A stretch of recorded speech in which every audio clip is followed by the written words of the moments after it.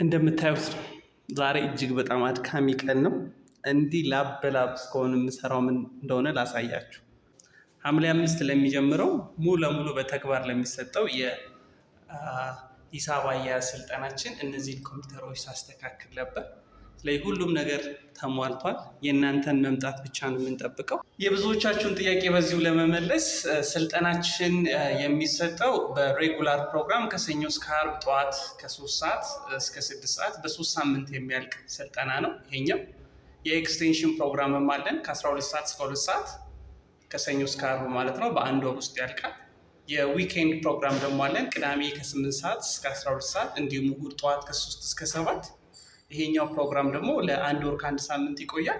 ሙሉ ለሙሉ በተግባር የተደገፈው የሂሳብ አያያዝ ስልጠናችን በፒስትሪ ሶፍትዌር የተደገፈ ሲሆን አንድ አካውንታንት ማወቅ አለበት የምንለውን ነገር በሙሉ በዚህ ስልጠና የምታገኙ ይሆናል ማለት ነው።